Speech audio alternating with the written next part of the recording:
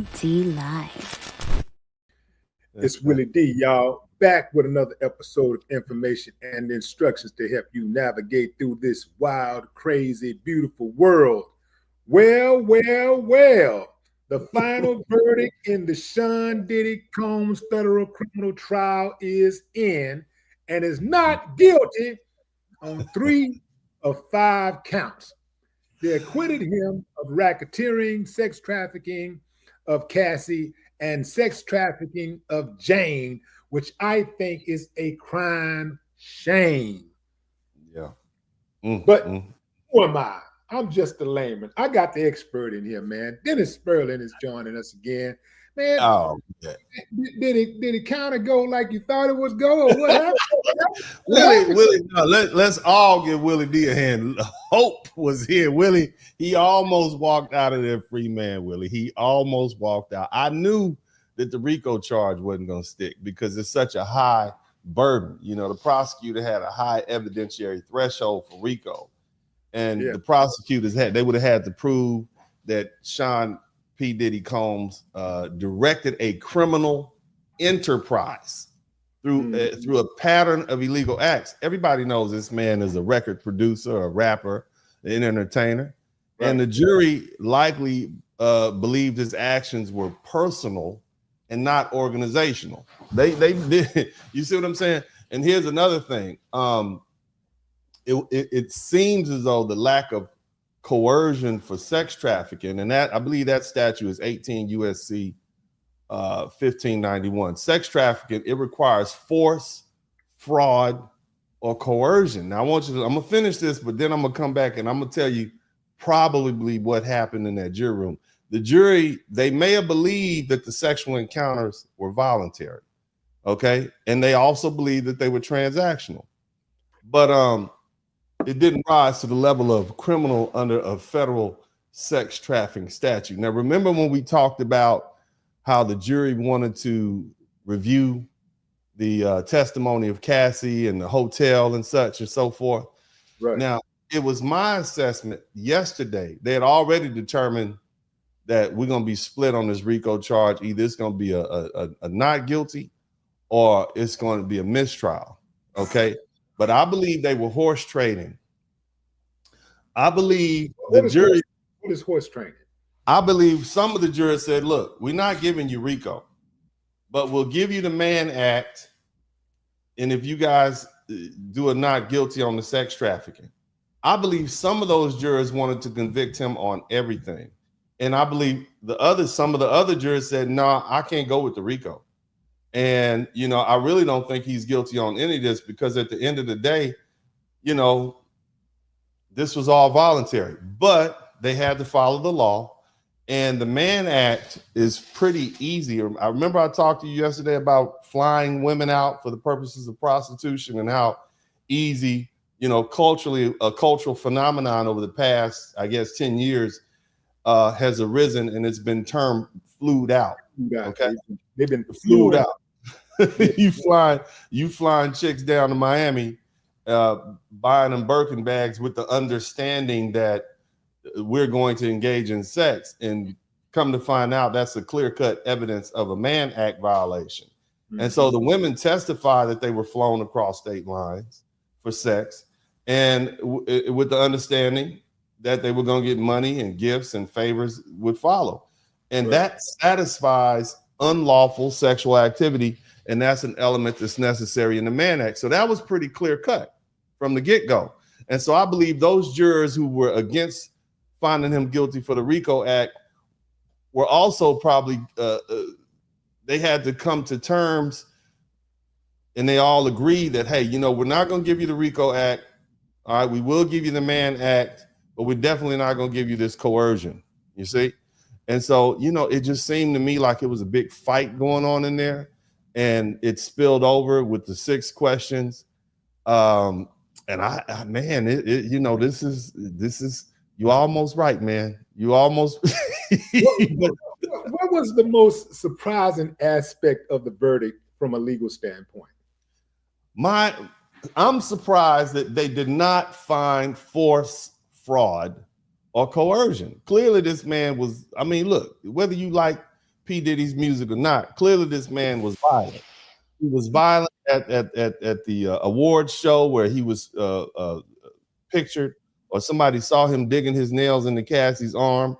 The male stripper that said Cassie, he heard Sean Combs and Cassie going at it in the bedroom, and then she came and jumped out into his lap naked. The video footage that we have of him, assaulting Cassie, even though, in my opinion, there was more to it than just domestic. He was trying to recover his phone and whatever was in that bag. And according to his defense attorney, the bag had drugs, jewelry, and money in it. So basically, he was trying to recover his property. But nevertheless, it looked violent to me. You see what I'm saying? It looked like force to me. And the jury could have easily said, well, that's the force we need. This woman is here because she's being forced to be here, or force is being used. But that was surprising to me that they didn't bang him on that one and hit him with a not guilty. As it is right now, man, these are the lowest of the charges. I mean, yeah, 10 years is a long time, but it's not life, okay? And you got a maximum of 10 years for each count. Now, here's the problem. When you combine these counts, all right, and ladies and everybody in the chat room, I want you to understand. Are they running concurrent? See, there's a difference between consecutive and concurrent. Right. See, concurrent means we are going to run both of these sentences at the same time. So you do 10 years for this charge and 10 years for that charge at the same time. Consecutively means after you do the 10 years for this first Mann Act violation, then you do 10 years for the next Mann Act violation. So that's a total of 20 years. So depending on how this judge orders his hearing, he's facing up to 20 years in prison, which is still, for a 55-year-old man, sentence. It's a life sentence. So it's still serious. It's not life guaranteed like a violation of the RICO Act, because we still got mobsters from the 1980s still doing time in prison for being convicted of RICO charges. But yeah, so it's still serious. Okay, of course, there's always a shot of the appeal, but here's the thing. Let's look at this now, and correct me if I'm wrong. He does not have a prior criminal history, right? This is his first conviction. Mann Act violations are not, it's not transporting, kilos of cocaine and heroin across, international lines, but nevertheless, it's still serious. So I guess we'll just have to see. But here's the thing. The man has already served 9 months. He has no criminal history. If I'm the judge, right? If I'm the judge, I know where you're going. I'm not gonna hammer the man. I'm gonna give him 2 to 3 years in credit for time served. Right. You know what I'm saying? Because he has no criminal act. I'm not gonna make an example out of, okay, you know what? Can we just be honest with each other? The man flew some prostitutes out and hung out with them in a hotel. That's the crime that he's been convicted of. It's a lot of men with more money and than they have morality who have, paid to play. You see what I mean? Some of them are sitting in the White House, and some of them are sitting in the halls of Congress, and some of them are sitting in that courthouse right there with robes on. You understand what I'm saying? That's right. So let's just be realistic here. Why are we gonna put this man in jail for 20 years for dealing with a woman who is involved in a man who's involved in the oldest profession in the book? I'm just saying. I'm gonna throw that out there. That would be a reasonable ruling. What do you? I don't. That's my opening salvo, Brother Willie. Go ahead. Right. Do you believe that the jury fully understood the complexity of the case and what they swayed by media and public opinion? Man, you got 8 men and 4 women. These are highly educated people. They clearly understood. These are not. This is not these people have clear understanding. These are PhDs in this room. These are scientists in these rooms. This is a sophisticated a group of jurors. They understood, and what they understood the most was that the prosecution didn't prove their case, not fully. You see, they basically had the prosecution not thrown in the Mann Act, he would have walked out for free. You see, that's not what they wanted. You want the highest charge. Otherwise, you take an L. And now you got to sit in here and beg the court to sentence him to the maximum just so you can save face if you're a prosecutor. Because now look what you've just done. Look at all the money and time that you have wasted, the taxpayers' money and the taxpayers' time, convicting a man of sleeping with a prostitute. That's basically what you're doing. Mm-hmm. It was the millions of dollars of taxpayer dollars we spent trying to prosecute. When I say we, I'm talking about the American taxpayer. We spent prosecuting Sean Puff Daddy Combs for basically voyeurism. Was it worth it? Because we got people over here who are selling all sorts of horrible things. They're doing horrible things to children. And if you remember the initial allegations were that he had done something to some kids. And that's why nobody was willing to step up and say, oh man, hold on, he's being railroaded. Nobody ever said that, but none of that happened. You see what I mean? So I just want you to think about how Sean Combs was convicted in the court of public opinion before he ever set foot in trial. They gave this man, what was his bail? They didn't even give him bail for sleeping with a prostitute. This is where we at now. All the Johns, and look, I'm just saying, all the Johns and tricking going on in any state of the union. I know I talk to you like I talk to any other brother. You see what I mean? And I can put my lawyer face on when I'm in the courtroom, and I can pinch my nose and speak like this. But if we want to have a candid conversation, realistically, we all know, and the jury agrees, that these women were volunteers. Yes, it was sex trafficking, but it was not involuntary. That's why they didn't convict them of those 2 sex trafficking counts. Yes, prostitution for the purpose of transporting the person across the state line for the purpose of prostitution. All right, we'll give you that, but this is not RICO, and it's definitely not sex trafficking. Yeah, sex trafficking, just the term itself, it just sounds so harsh. Sex trafficking.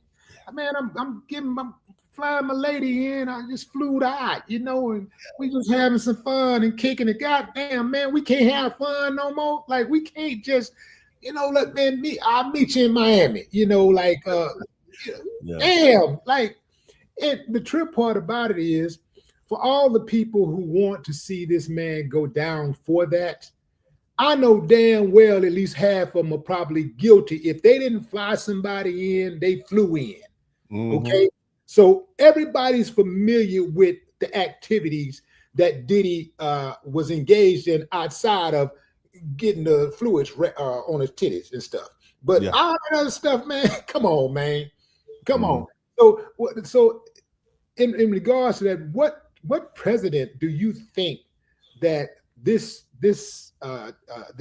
verdict set for just the common man and woman? Hey, Willie D, I want you to just picture this. It's 2025. So let's say during COVID-19, some of my favorite NFL players and NBA players flew some ladies out to come hang out with them at the house. The statute of limitations on the Mann Act is 5 years. Now, an exploitative person would make that phone call to that NBA player and say, hey, unless you give me a certain amount of money, information is going to come out that you leaked, that you flew me out to your house in Florida or Miami or New York or wherever. And it might come to pass that you might get indicted for a Mann Act violation because you did buy me a purse. You bought my plane ticket. I have the receipts. You gave me money. I put it in my bank while I was down there. And so now I'm gonna need to get that out you, as they used to say in Louisiana. Yeah. I mean, this just opens the door for more exploitation. It was already bad enough when women used to use children to extort money from men who didn't even want these children. It was even worse when women, because you talked about this, Willie D. You and I kind of talked about it, and I had an opportunity to think about it. It was worse when women allege, we'll say, wrongful sexual activities put upon them by men, and then they sue for millions of dollars.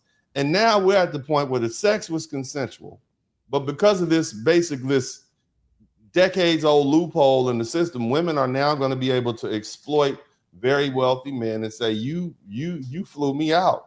I got the receipts, and I'm gonna either need to get paid or you going to jail. You're gonna lose your career. And the NFL and the NBA, they have these clauses, these morality clauses, and if you are deemed to be found, even if there are alleged allegations of immorality, you lose your contract for the year. You have to go sit down. This is where this is going. You see what I'm saying? Like, I mean, I'm looking at it. Nobody can. No one would ever do that. Yes, they will, because there's some hungry people out there that want money, and if you got it, they want it. So if I'm advising my NBA clients, because on the side, and I don't tell people this, I have a cachet of entertainers and ball players and some very famous YouTube personalities that I talk to about how the law goes. And this is in the things they need to watch out for. I've sent out NDAs, non-disclosure agreements. You need to have this side and that of all colors, men and women. And so this is something that's exploitative. Ladies, if you got that man that you flying out, it can happen to you too. If you got a girlfriend, you're a rich lady, a member of the LGBT community, and she can exploit you too. And here's the thing about the Mann Act. It says any immoral act.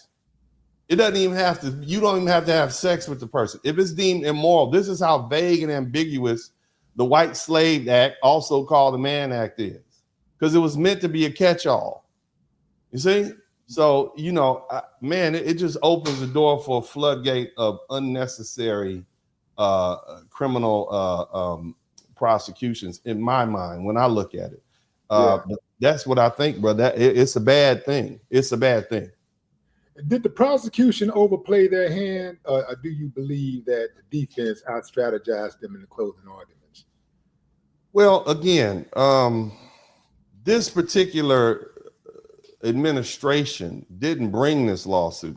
I don't think that Trump's administration, his Southern District of New York, would have even brought it. Now, the thing I want you to understand, and what everybody should understand, is that the Southern District of New York, the United States Southern District of New York, they are like an island onto themselves. They are the premier, in their minds, they are the premier, they're the epitome of the U.S. Attorney General's office. They really feel like they're above even D.C. And it is one of the most prominent positions as an attorney that you can have. And so Damian Williams, who was the former attorney general or a U.S. attorney for the Southern District, he bailed as soon as Trump got elected because he knew he was out. So he was headhunting. You see, he was headhunting, and he was looking for bucks that he can put over his mantle because he was trying to make a name and a reputation for himself. It's obvious to me. Why would you bring this frivolous case? Why? There's so many other things. You got Trinidad Aragua, you got all these gang members you could deal with, and you want to bring a lawsuit against Sean P. Diddy Combs for basically freak-offs. Right. And so it lets me know this is what was going on. So when you say, did the prosecution overextend its hand? I'm going to say yes, but it wasn't these people. They are just playing the cards they were dealt, that they were left. Everybody, I'm going to say more likely than not, everybody who brought this case before Trump was elected was gone. All the people who signed off on the warrants and whatnot and raiding his house in Miami and Los Angeles, those people got out of there when Trump got elected. This is just this is a mess that Trump's administration or his U.S. attorneys had to clean up. And so, they overplayed their hand, but they dealt with what they had. And they're lucky to get this based on what the jury's position was. Straight up. Let's take a look at the charges and break these charges down for us count by count. Okay. So the racketeering and conspiracy, my God, that's a very difficult burden there. It was even difficult when you had mob guys, because this is what this was designed for. But it was a not guilty charge. That's the RICO.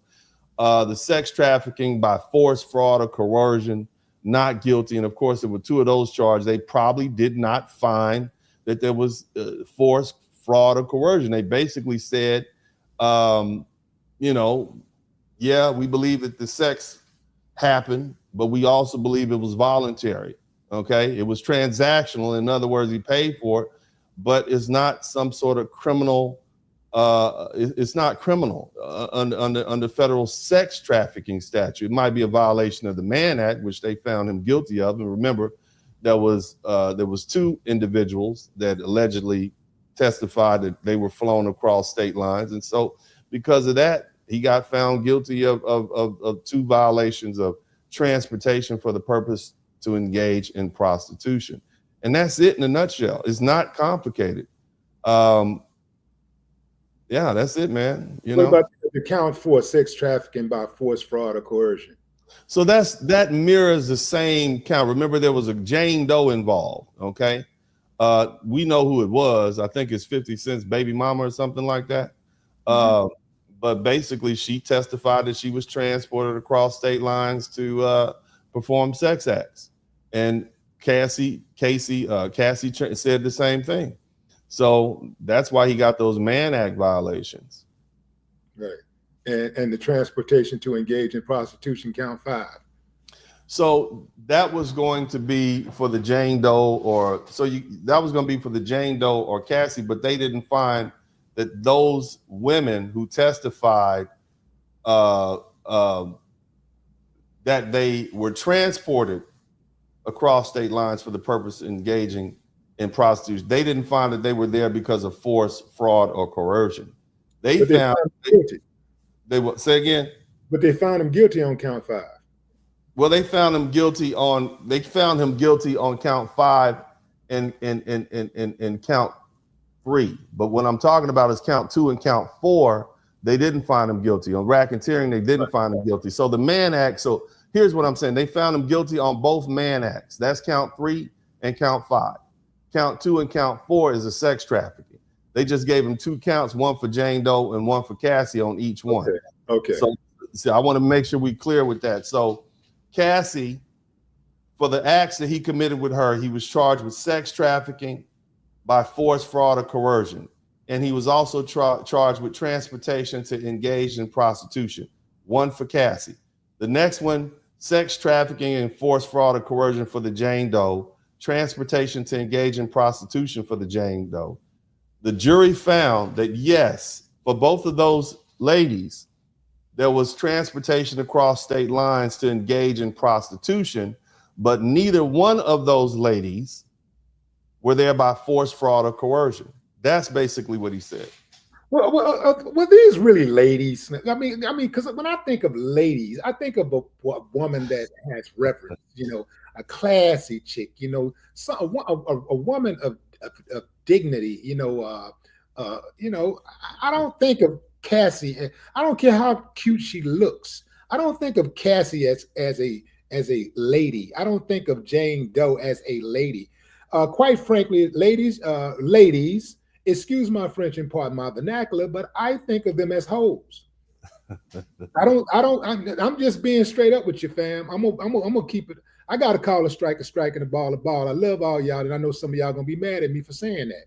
But I gotta call a strike and a ball, fam. If it was not Cassie, if it was not Cassie, if it was not Jane Doe, these prominent women that we're familiar with, we know their faces, we know some of their background. If it wasn't them, and we were just talking about random women, we would all in concert say that they were hoes, because the activities that they're engaged in has hoe written all over it. So it's like if I go out and I if I stick up a bank, I got the gun, I stick the bank up, and I say, hold it, this is a stick up. Then I take off. They're gonna be looking for a bank robber. They're not gonna just be saying they're looking for a man. They're gonna give the description of the man and all that type of stuff, and they're gonna create a profile, but they're gonna call me a bank robber. So if you out here pimping your body for money, you a hoe. It don't matter who you are. It don't matter how cute you look or whatever. You a hoe. So I don't understand how people are trying to give Cassie a pass, trying to give this Jane Doe a pass. They trying to give everybody a pass. All these grown folks a pass who consented. Diddy never held a gun to any of these people's heads, and made them do anything. If you look at the text messages that they exchanged, most of those text messages revealed Diddy to be actually kind towards Cassie. Now we know that wasn't always the case, but to act like he was a 24-hour monster that had some type of stewardship over her, I'm not buying that, man. I'm not buying it. If it was you or I, and we committed any of these type of acts, nobody would have mercy for us, man. They would like, lock them up, throw away the key. Well, Willie D, again, we're infringing upon the philosophy behind, well, actually what you're asking me to do is make a moral judgment value on this person's activity or this person's, I guess, status. And so we don't typically do that in the law, but let me challenge you with this. It's just two brothers. I know, but let's give your audience, let's challenge them with this. All right. So let's say you got a dope dealer who gets robbed for his dope. Who's it? What crime has really been committed? Who do you feel sorry for? Do you feel sorry for the drug dealer who's been selling methamphetamines and heroin to people's children and mothers? Do we really feel sorry for that person? Probably not. The only way I guess I would feel sorry for that person if that was my connect. Okay, that was your connect. Okay, so now let's move on to P. Diddy. All right, so we can acknowledge that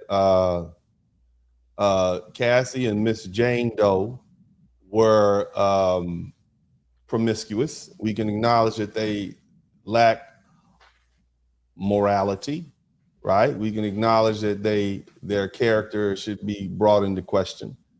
But Sean Combs volunteered to deal with these women. So why is he any better than them? He's not any better than them, but they're no better than him either. This is what I'm saying. Like right now, they're being treated as if they're better than him. And I'm saying they're no better than him. Also, the other people, many of the other witnesses who testified against him, the drug mule, the friends of Cassie who benefited from the trappings of Diddy's success and the remnants of it that trickled down to Cassie. All of these people in some kind of way, the personal assistants, all of them benefited from their relationship with Diddy. But when it goes down, when the hammer comes down, it's like, oh, I'm a victim. Ooh, I'm a victim. Everybody's a goddamn victim but Diddy. You know what I'm saying? And I'm not saying that Diddy is a victim. I'm saying that if Diddy is guilty, in order for them to have a RICO case, they got to have more than one person involved in this criminal enterprise that they call it. Okay. All of these people that was involved, all of these people that had insight, they witnessed things. You're witnessing crimes being committed. You're participating in crimes being committed, yet you have no culpability at all. I'm not buying it, man. I hear you, Willie. But see, the thing is, if everybody's a demon, then they're all equal in that regard. So you have to strip away your personal assessment of their moral character and look at what the law says. The question is, were these individuals transported across the state line for the purpose of sexual activity? And the answer is yes. So we strip away how we feel about this individual. We strip away how we feel about the alleged victims, and we determine whether or not these actions occurred and who facilitated them. So in that regard, the answer is yes. And again, this was charged as a RICO case, but oftentimes there are plenty of charges. DAs on a regular basis overcharge people. They overcharge you for the purposes of trying to get you to negotiate and accept a plea because, hey, if you don't accept this second-degree murder charge or this manslaughter charge, you might be looking at a first-degree murder premeditated. That's what you're charged with. And so they plea you down. Oftentimes they overcharge just for the purposes of negotiation. But in this particular case, it just doesn't matter if everybody was bad. If everybody was a horrible individual, everybody had questionable moral turpitude and issues, then they're all equal. And as I said before last night, and I know some of your viewers probably didn't like that. I guess in the medical field, they would call it bedside manner. At 5 o'clock, I'm going home. At 5 o'clock, you're going to go with that man with that badge behind that door. And at the end of the day, you opted to live this lifestyle, Sean P. Diddy Combs, just like so many other people who are criminally convicted. You decided to deal with prostitutes. You decided to fly women out and have sex with them. You decided to hire male prostitutes to sleep with these women while you watched. Okay, you decided to get involved with drugs. You decided to have a guy go purchase dope for you and bring it to the spot. You could have done a whole lot of other things with your money. You could have built some wells in Africa. You could have built housing in the Bronx. You see what I mean? You could have done everything, all these other things with your money, but this is what you elected to do. And so the public is entitled to judge you for it. And they judge you immoral. Same thing goes for Cassie. You had an option. You could have stayed with that man you were with before. You could have got a job working at 7-Eleven and worked your way up to manager, but you decide to put that thing on the road and see how much money you can get. And now you want us to feel sorry for you. And yeah, we feel sorry for you, but at the end of the day, we don't feel sorry enough for you to convict this man of sex trafficking and hit him with a RICO charge. Yes, at the absolute minimum, you were transported across state lines and for the purposes of sex. So we're going to hit you. We're going to give him those two charges for Jane Doe and Cassie. But at the end of the day, man, I mean, all of these people are immoral, and we can't judge one without judging the other one. I'm just saying. Was she really transported?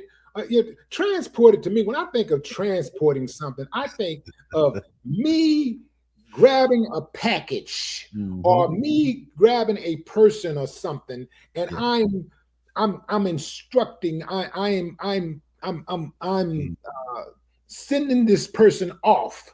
You go here and meet here. I'm actually signing off on it. I'm transporting it. If a person gets on a damn plane all on their own, if they decide to, if they're enjoying they're in a nice, comfortable place and they're at the family reunion and they look at their like, oh hell, I got to catch this plane and get on out here, get my freak on in Miami. Is that me transporting them, or did they just get on a damn plane and go to Miami for a freak off? Okay. See, when they say transport, I just think they be trying to use these type of words. They try to use this legal jargon, to throw us off, man, try to confuse us. But that's why I got you here, Dennis, man. I know you're gonna what's up. The great thing about the law is that you can't charge a person with a law that doesn't exist.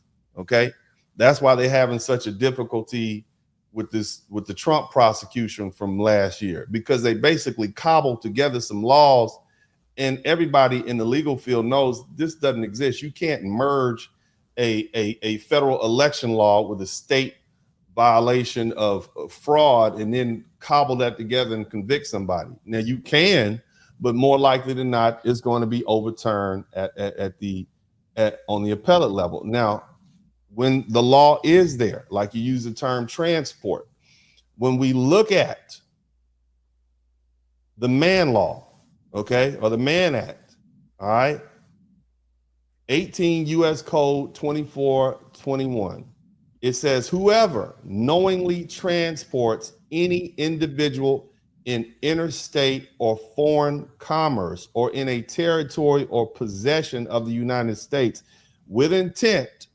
that such individual will engage in prostitution or any sexual activity for which any person can be charged with a criminal offense or attempts to do so shall be fined under this title or in prison not more than 10 years or both. Knowingly transported a person. Did Sean Combs knowingly facilitate or transport Cassie and Jane Doe? Yes, he paid for their plane tickets, so he caused for that to happen. Did they fly from one state to another state? Okay, yes. So that's across state lines. Okay. Was it done with the intent of to engage in prostitution? Yes, that they were going to get paid for participating in the freak offs. It's a very clear statute.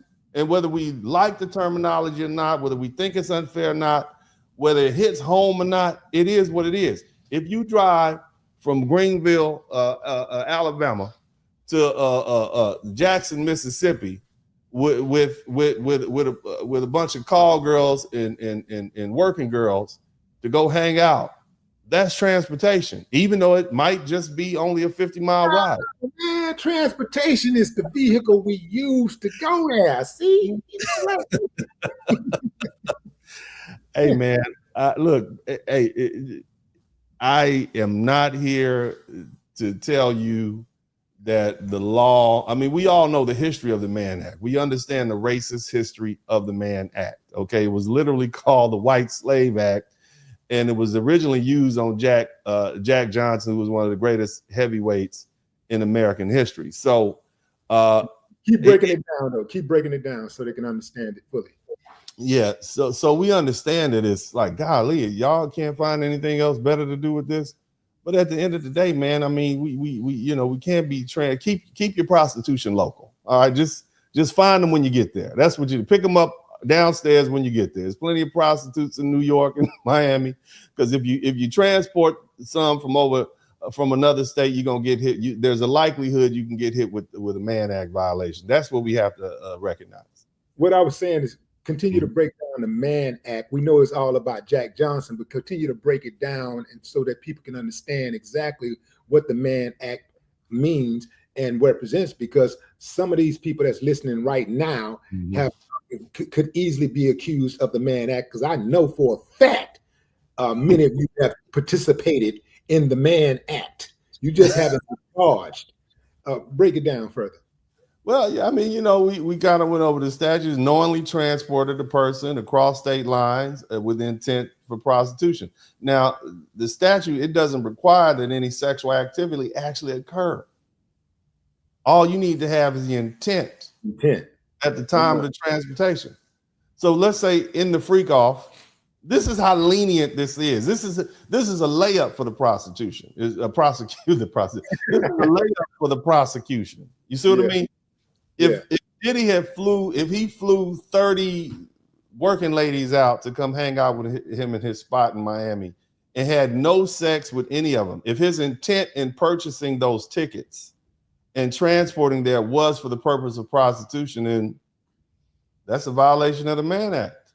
Or if they say, if their interpretation was that, no, you were trying to get some butt, you was trying to get some, you trying to get down. Now we're gonna charge you because we believe. In his mind, he could be like, no, man, I ain't trying to get down with these girls. This just business of we just kicking it. They can just decide that, now we think your intent was this, and they could hit you with a bunch of charges. Now you got to spend a bunch of money to defend yourself. They can do that, but again, the prosecution's burden is they're going to use objective proof. They don't necessarily need someone. They don't need the defendant to admit what his intent was or was not, because if we have a track record, if we have a pattern in history, the man ain't no party like a Diddy party, ain't no party like a P. Diddy party. I remember those mantras from the I believe late 2000, early 2000s. Nate, I remember I was a college student, like, man, them Diddy parties look like they going down. You know what I mean? But yeah, it's not a very difficult burden of proof. And the thing about the Mann Act is it's a layup. It's not a difficult thing to prove. You got a plane ticket, you got a prostitute, you see, and you got somebody who had sex with them while they were there or intended to have sex with. This is not difficult. But yeah, man, it's going to be interesting to see how things play out. I want to see who they go after next. Was there any piece of evidence or testimony you felt the jury ignored or misrepresented? or, you know what I'm saying? I mean, what's your thoughts on that? I keep saying prostitution. I think the prosecution, if you kind of look, it's kind of overkill. You got 30 witnesses and 31 days to convict a man of transporting a prostitute over interstate lines. This is what we spend our money on. I think it was a little too much in my mind. I think it was a little too much. I think it was more lawfare, but instead of Trump getting hit with it, you got another rich man getting hit with it. I think it was too much. And I think the jury kind of, and I hate to even say this because I know people are going to be angry, but they kind of sympathize with Diddy a little bit. Okay. And, you know, he's there with his family. You know, yeah, he's a freak. He paid these people. Clearly he has a problem. But we don't know Diddy to be a Suge Knight type. He is not that type of person. Diddy's just a dancing fool, a little bit overindulgent. Yes, he might be a bit of a dirt bag, but we got lots of dirt bags. What he done any different than Hugh Hefner did? You don't think Hugh Hefner was flying women out to the Playboy Mansion in LA, promising them gifts and prizes and money? I think he was doing the same thing, and he did it for years and during the duration of when the Mann Act was in existence. There are men right now who do it. Anytime you fly some women to Dubai to hang out with you with the intent of having sex with you, especially if you're an American citizen, then you're in violation of the Mann Act. Those guys who are having parties down on those boats in Miami and some of these other places, you're in violation of the Mann Act. I think they just kind of, well, I do think they targeted it, Sean Combs, and this is like, you know, black people, black men especially, have always been the canary in the coal mine. Whatever they try on us, eventually they'll try on everybody. Boom. You know, so you know, everybody's who is rejoicing that Diddy was convicted. It could be your uncle next. It could be your grandfather. It could be your daddy. It could be you. It could be your son next. Just think about that. Those are my intimate thoughts that I would share nowhere else but here, Willie D. And if it went down like that, if it was your uncle, your cousin, your brother, your dad, you know, how does the jury verdict, how does this case play out if Diddy wasn't a public figure? Oh man, he'd have copped a plea and been out of there, man. This would have never happened. This none of this would have ever happened. They wanted a spectacle. Why are we have all these issues, the border's wide open, and at the time of this, you're raiding Sean Combs' house. This is what you're doing. Who's in charge of this? That's when you have to look at who's in charge of the purse strings and why are they targeting this man. And the truth is, you know, and I'm not a conspiracy theorist, but there's got to be something there. There's got to be more of a reason why they particularly targeted this man years later after some of these events took place. You know, I don't know if it was a favor to someone. Maybe, you know, P. Diddy pissed off the wrong person. I'm not sure, but it looks like overkill to me. It was highly unnecessary. As we always say, you know, prostitution is a victimless crime. You know, quid pro quo. You got yours, I got mine. Those women clearly were not there. They weren't forced to be there. They could have hopped on a plane and went back to wherever they had originated from, you know, and so I just think it's overkill, and I think it's a huge waste of taxpayers' money. And if you really begin to speak to people in the judiciary, judges and other lawyers, with these dockets that are clogged up, we have a Southern District of Texas right downtown, and they have thousands and thousands of hardened criminals that can't get a day in trial. We can't put them away because we're trying frivolous cases like this. It's just a waste of time. Those are my thoughts.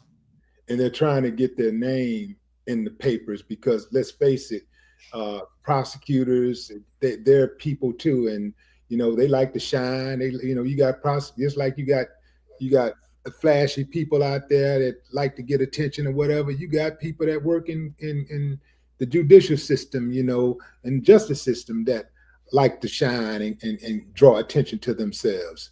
You know, now the judge's rulings during the trial, did they help or hurt the prosecution or the defense? Which side do you think the judge helped most?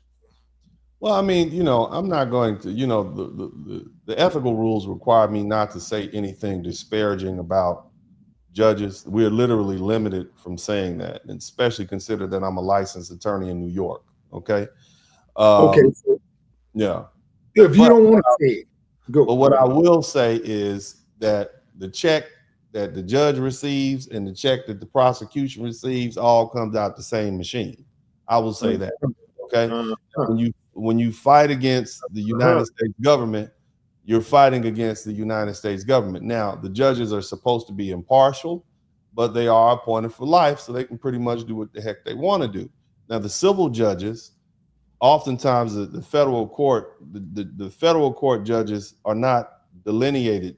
The same judge that tries criminal cases also tries civil cases, and I think that sometimes judges allow a more laxed um, standard as they would in a civil case. You can darn near get anything in a civil case. Any sort of, I mean, of course, we have restrictions and requirements, but I think we should practice a higher standard, and they shouldn't have let some of that evidence in, specifically the video of Cassie uh, being, the issue that happened in the hotel. I think that was unduly prejudicial.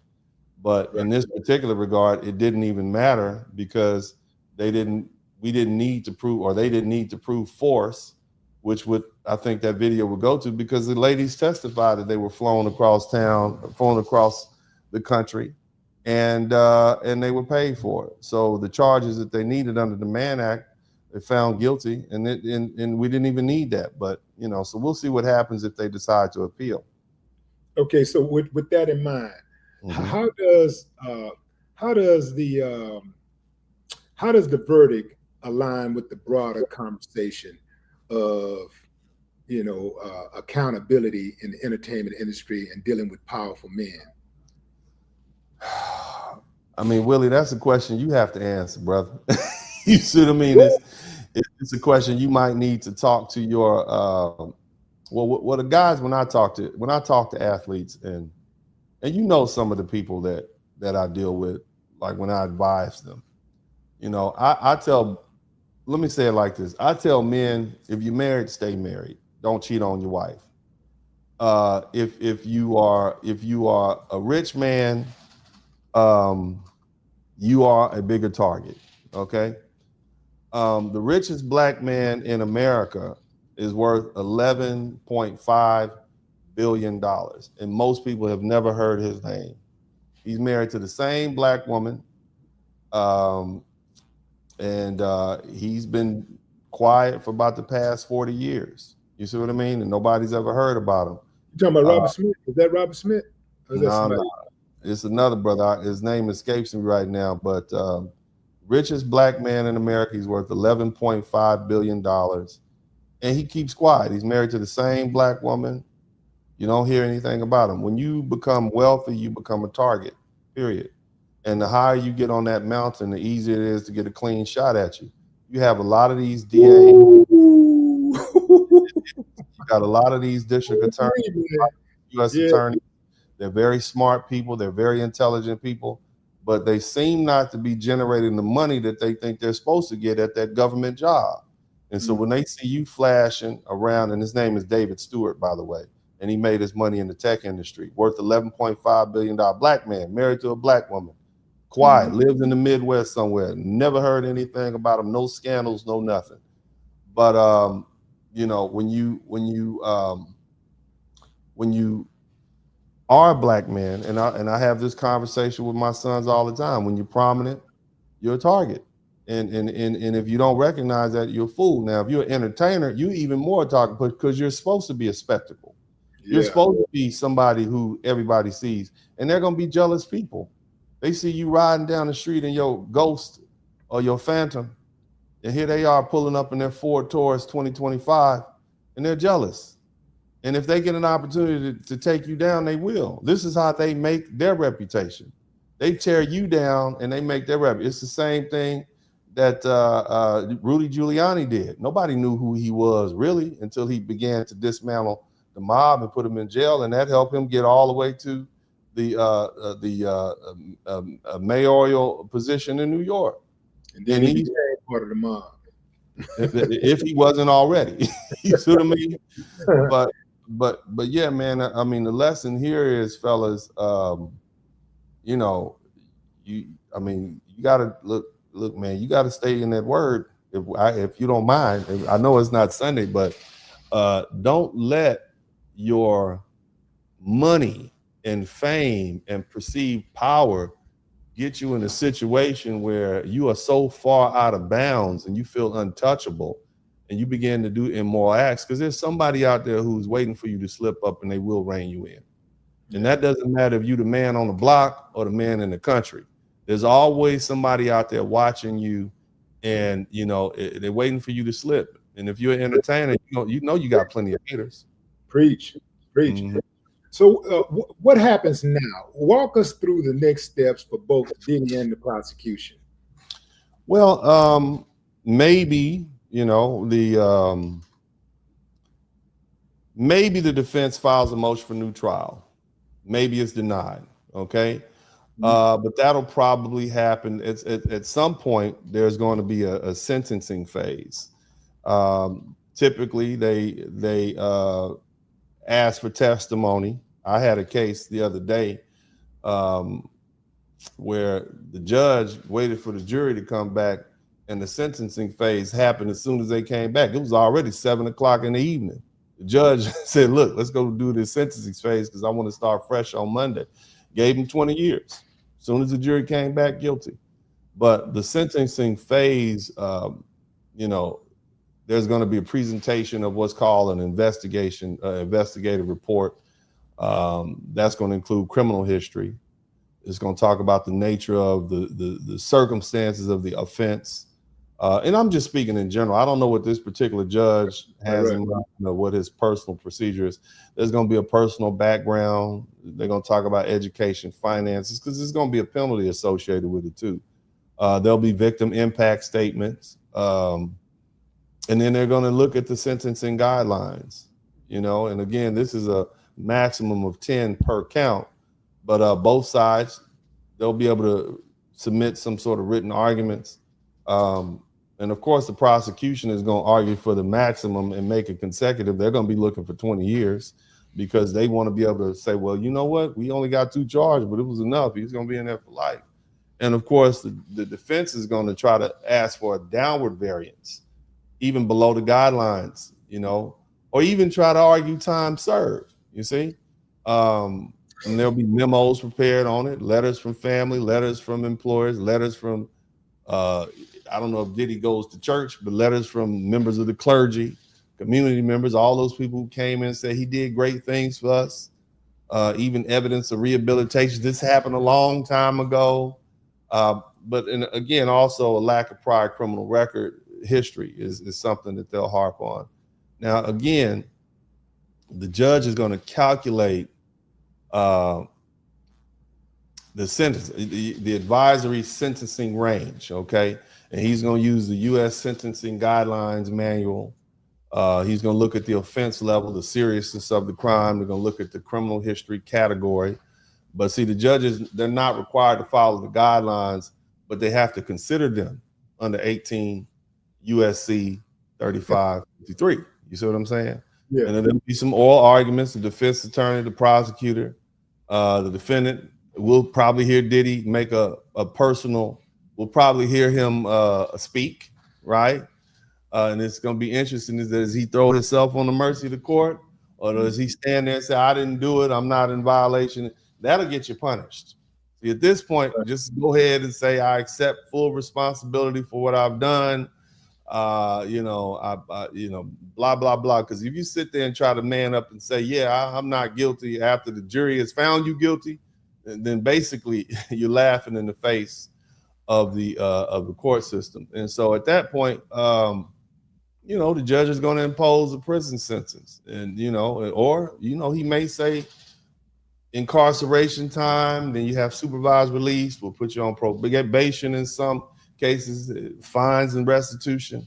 There's other special conditions like substance abuse treatment, There'll be no contact orders issued. But there's all sort of stuff. And then, after that, right after what's after the sentencing, the post-sentencing options, that's when an appeal will come in, right? They'll say it was, if the judgment was unlawful or unreasonable, they'll appeal it. You see?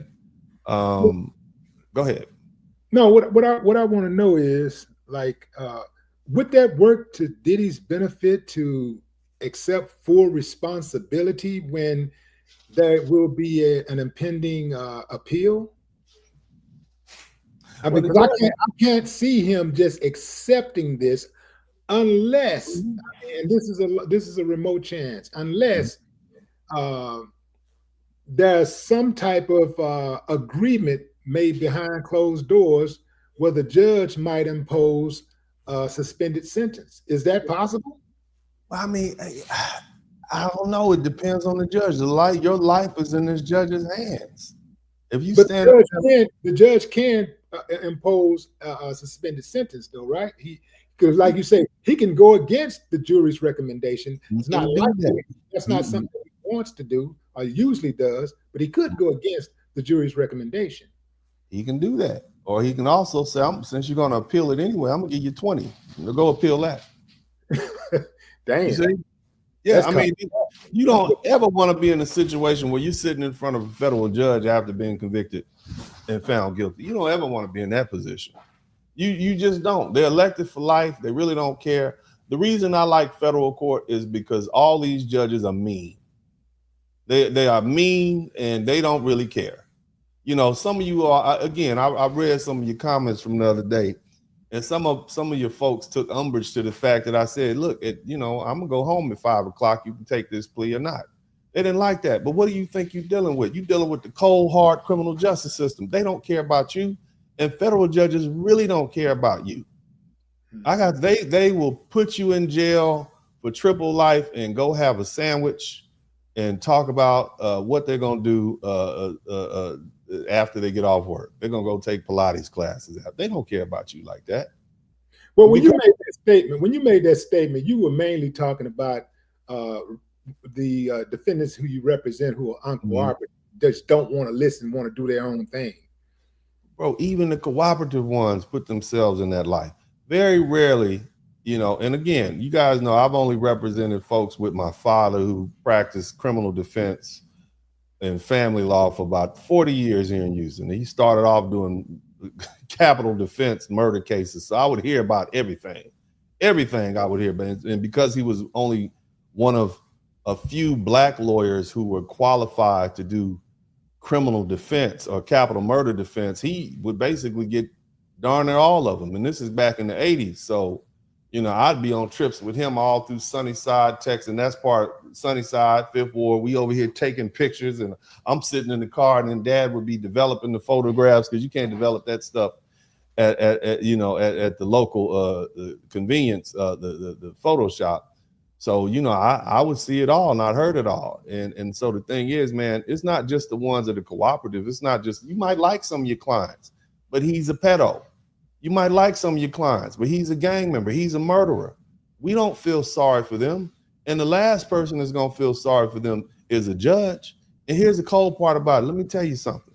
And this is going to hurt a lot of people's feelings. In the criminal community, in the criminal defense community, even the prosecution's community, amongst lawyers, amongst judges, this is just the first time you got caught. We know that you built your way up to this sort of criminal activity. So you're going to jail for things that you've done that you didn't get caught for. That's how they feel. This is how jaded you become. I know it sounds harsh. That's what happened to OJ. Yeah, but there's some lawyers, the fair-minded DAs, will at least try to figure out the career criminals for somebody who's just having a one-off. And if you just had a one-off and you got a great reputation, they might let you slide a little bit. But if you somebody who has constantly been in the public, committing criminal acts, associating with criminals and people who practice and do wrongdoing consistently, you might end up doing the whole time, even if it's your first offense. And so, you got to be mindful of what you do, especially if you're an entertainer, especially if you're out in the public like that. People are looking at you. People don't leave their prejudice and their perceptions of you at the courthouse door, despite what the judge says. They don't get rid of their strongly held beliefs, period. And that's why we have something called voir dire, but you can't get rid of it. I'm just telling you how it is. So, the judge doesn't care. The judge, you got convicted. You looking at 20, or maybe you'll get time served. We don't know what the judge is going to do. Yeah, well, somebody got to make those license plates and that furniture and those wheels and light fixtures and pour that concrete and pick up that trash for free or next to nothing. Somebody got to do it. So I look at the whole thing as really like a big old racket. I think that our actual the money, our tax dollars could be better used if we were to invest in social services. That's what we lacking more than anything. We can get all the money in the world, but if we're morally corrupt, if we don't have a moral compass, man, we're going nowhere fast.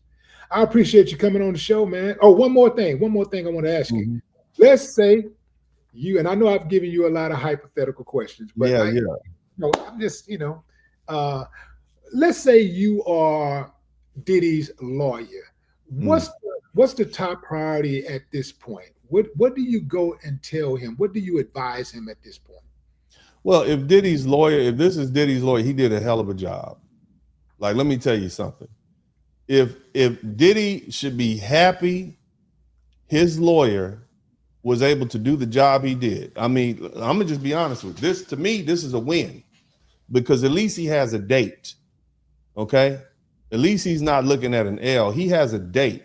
Less than 10 years, more like, and I know I'm saying he might do 20. Look, if the judge gives this man 20 years, man, that's ridiculous. That's just ridiculous. No criminal history, no previous convictions. They shouldn't get this man 10 years, man. He should get 3-4 years at most, put him on probation, credit for time served, and he'll be out, sometime, in 2027, 2028. That's what I think would be the fair thing. But this defense lawyer did a great job. He did an excellent job. I would begin to just try to work on the sentencing. I would hope that he and the prosecution, especially since these people are not the prosecutors who initiated this criminal action, they can work out something and present it to the judge and agree upon the sentencing and be done with this, so we can move on to things that are more important for America and what we need right now, not wasting our money putting people in prison for transporting prostitutes across the state lines. That's just me keeping it 100 with you. Okay. But the defense lawyer did an excellent job as far as I'm concerned. I don't know how impartial the judge can actually be. As you stated earlier, the judge and the prosecutor gets their check from the same source.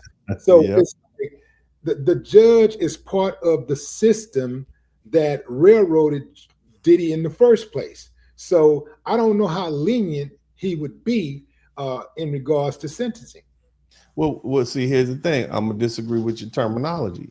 Did they railroad him, or did he transport women across state lines to have sex with them and pay them? If your response is yes, he did, then he was properly convicted on a Mann Act charge. Okay, this is what I'm saying. My thing is that you're right. Technically, yeah. Legally, yeah. But morally, it ain't cool to pick and choose who you want to apply the Mann Act to. That's the part that gets me and so many other people.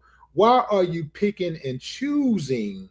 Why are you picking and choosing who you want to apply this Mann Act to? Because if you really want to pick and choose, you can look from within and find people who have violated the Mann Act.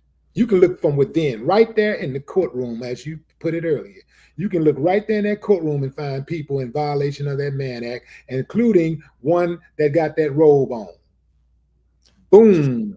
So that's the part, man. I'm just, I think you got to call a strike and a ball a ball. Even if you don't like Diddy, it's bigger than Diddy. That's what I keep trying to tell people. This is not me riding for Diddy.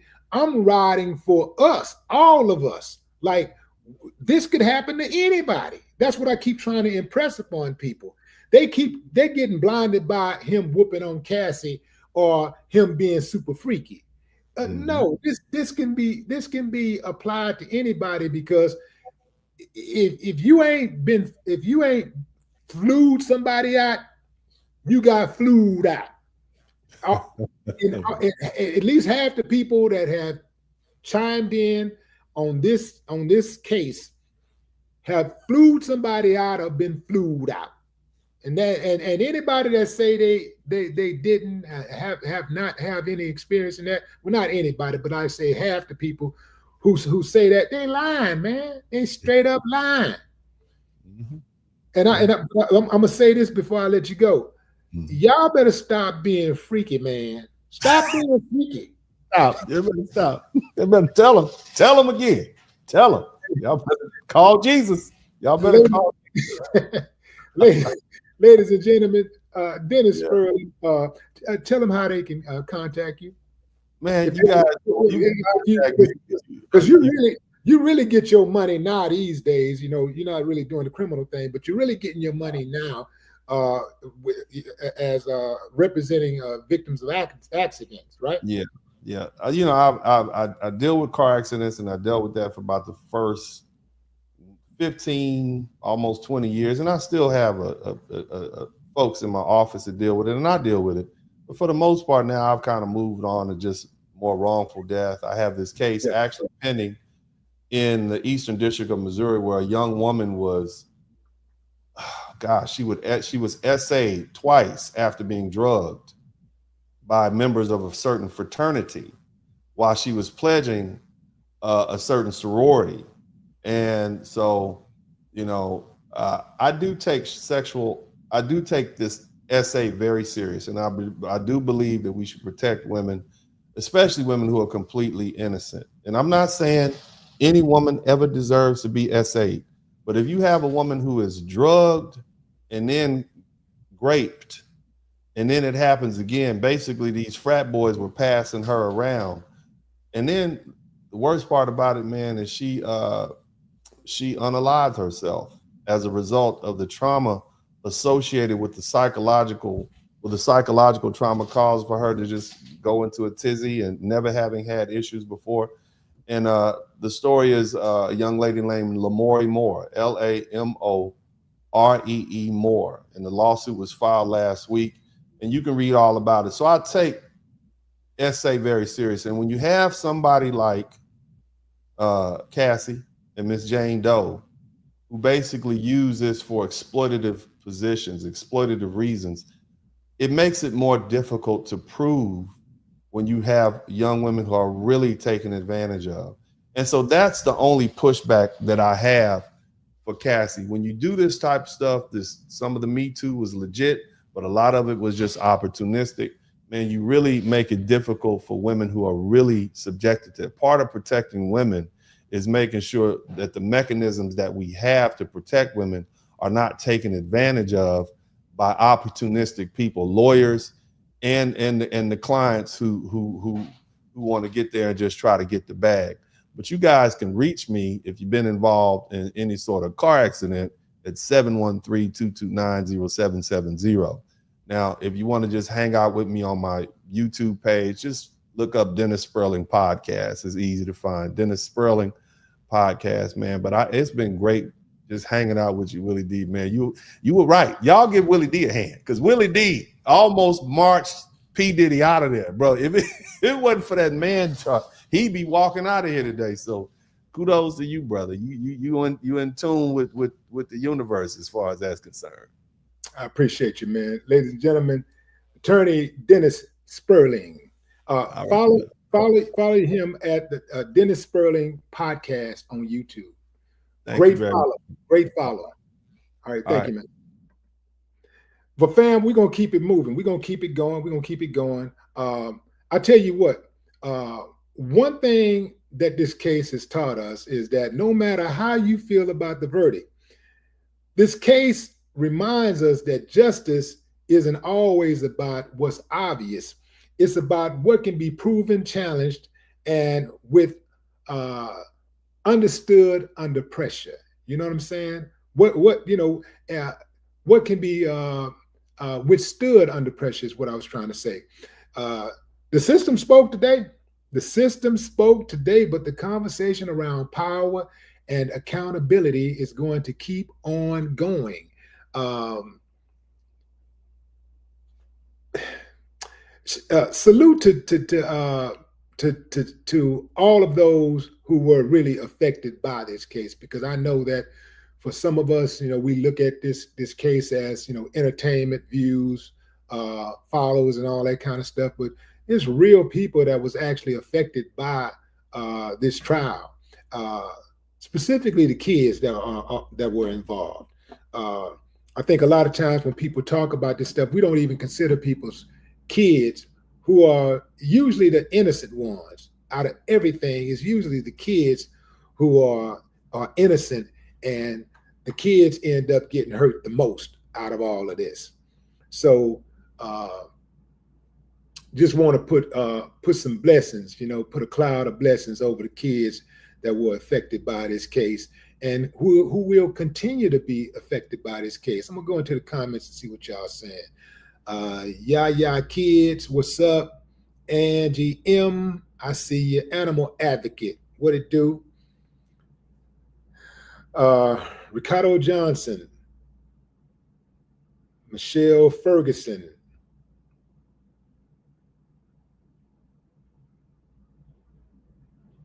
Let's see. Official AD, what it do? What it do? China G. Leon Lately, what's up? What's up? What's up? Kevin Young. Kids, you got question mark kids. Yeah, kids, his kids. It don't matter if these kids are 18 or 45. They're still his kids.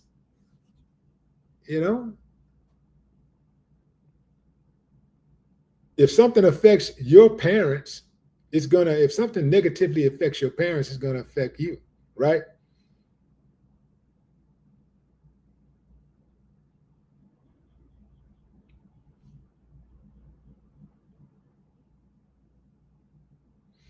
And understand this, fam. Like, no matter what happens, Diddy going home. Diddy going home today. Diddy going home today. Yeah, he going home. If he don't go home today, he going home tomorrow, or perhaps his next month. Diddy, first of all, Diddy ain't doing 5 years in jail. That ain't happening. Diddy ain't gonna even do a year in jail. From this date, I'm talking about from this date, Diddy will not even do a year in jail. Mark my words, man. I could have damn near been a lawyer. I said damn near. I ain't say I could have been a lawyer. I said damn near. You gotta have a lot of patience and focus. You can't have a lot of things going on when you out there studying to be a lawyer, man. You got to be focused. You got to be game on, man. That's why a lot of people that try to become lawyers, they fail. They don't fail necessarily because they can't cut it, because they're not smart. A lot of times they don't make it because it consumes you. Like studying for that LSAT consumes you. Being in law school, not just the LSAT, but being in law school, it consumes you. So I get it. I absolutely get it. Can't have a whole lot going on. I would definitely have a severe case of ADH. Yeah, I wouldn't be able to make it. I wouldn't make it. I would not make it. Carmen Green, what's up? What's up, Robert Coop? John Turner.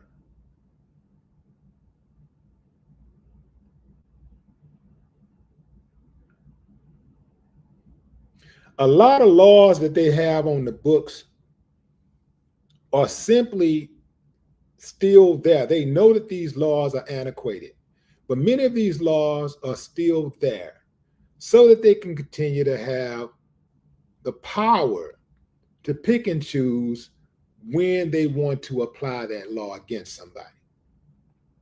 Pick and choose. Because if they were really serious about imposing the Mann Act, making sure that people pay the price for the Mann Act, man, half the damn country be on trial right now. Half the country be on trial facing a life sentence right now.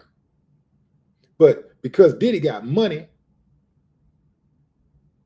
and Diddy got juice and he got celebrity, Diddy got to go to jail.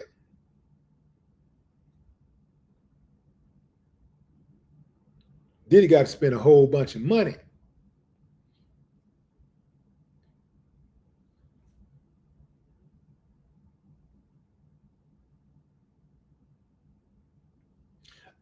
Let me tell you, I know we spoke, we spoke about why Diddy was targeted in the first place, but let me be more exact. Diddy, I don't believe, was targeted because of the whole alcohol situation. I don't think it had anything to do with his clothing line. I believe Diddy was targeted because of Diddy's political stance. Did y'all know Diddy started a political party? That political party, in fact, let me go back and make sure that he actually started it, because I know he was talking about starting it.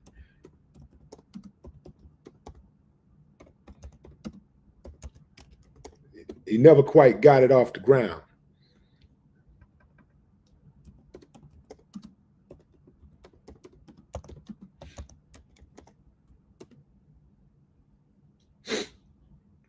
Our Black Party. Sean Combs, also known as Diddy, has been involved in several political initiatives, including launching a political action group called Citizen Change in 2004 to encourage young people and minorities to vote. In 2020, this is the big one right here, y'all, he announced the formation of Our Black Party, a platform focused on addressing the needs of Black people and advancing their political agenda. That's why Diddy is in jail. Ain't nobody worried about no freaking. Ain't nobody worried about no freak-offs. And as sad as it is to say it, fam, ain't nobody worried about no SN, and they ain't worried about no DVs. They're not concerned about domestic abuse. All over this country, every single day, the police get domestic abuse calls, come in, lock somebody up, that person go home the same day, and the other person show up in court or don't show up in court, and the case gets dismissed every single day in this country. Every single day in this country, people accuse people of SAing them, and the authorities do nothing about it. Even on the job right now, all throughout America, even the biggest companies you can think of, they have SA reports, and nothing gets done about it. Reportedly in this country, 95% of rape kits go untested. 95% of rape kits that are sitting in evidence rooms throughout the United States go untested. Does that sound like a country who is serious about protecting victims of sexual assault? That's all I'm saying. I'm not saying that what is happening is right. I'm just pointing out the hypocrisy. I'm pointing out the hypocrisy and the double standards. That's all I'm doing. So I know that this country is not serious about punishing victims, SA assaulters, I know that they're not serious about protecting women. I know that for a fact because there's too many men out there who are sitting in high places who have been accused of assaulting women and doing women dirty, and they still have their position. It's like, oh, well, but the lower you are, the more heat that comes on you. Or depends on who you are, who you offend. If you cross a certain line, okay, let's get them. Let's get them, depending on who you are.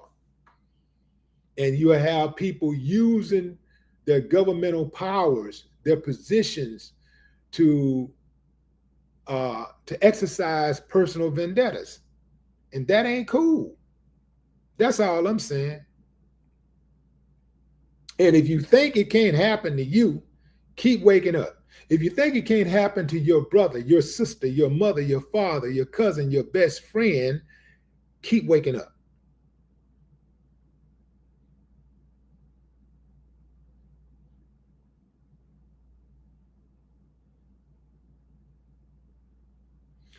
Scaria says, and this is, can y'all come up with some new questions? If that was your daughter in the hotel video, what you gonna do? What you think I'm gonna do? Diddy would have never made it to trial. That's my answer. What you think I'm gonna do? Find some new questions, man. Find some new questions. All y'all sound the same.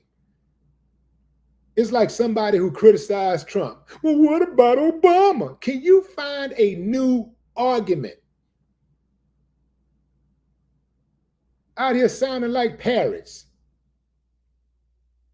If that was your mother, if that was your sister. But at the same time, let me break it down to you. I'm finna give you some truth. Let me tell you something. I'm sure that whatever was going on in Diddy's relationship, Cassie's daddy knew. So don't ask me what I would do. Ask Cassie's daddy what he would have done, or why he didn't do anything at all. Ask that question to her daddy, because everybody know what the answer is to mine. They know what my answer is going to be. But also, I'm going to call a strike and a ball. Whatever her daddy would have done, I'm sure if her daddy was a solid dude, it would be tempered with the fact that his daughter can't get enough of Sean Diddy Combs. No matter what Diddy did, she kept going back, and she's gonna go back. So you have to say to yourself, do I put my life and my freedom on the line for a person who appears to enjoy the toxicity of the relationship she's in? At the very least, she keeps putting her own life on the line. She keeps putting her own self in danger in compromising positions, at the very least. So you have to think, I know this is family. I know, but okay, I got to do something. So I'm going to do something, but I'm not going to take the dude all the way out. Perhaps you say, I'm not going to take him all the way out, but I got to do something. I'm going to do something. Got to do something. He got to feel some pain. He got to get broke up. That's got to happen. That's automatic. But you also have to realize the role that your daughter played in the situation. The role that your auntie played in the situation. The last thing you want to do is pull up on your auntie house, whoop up on your play uncle, end up in jail, and they're right back together the same night. You in jail. They're together. And I'm going to take it even further. Let me tell you what your auntie, who you love so much, would do. If you end up in trial, your auntie will show up and testify against you. That's how toxicity works.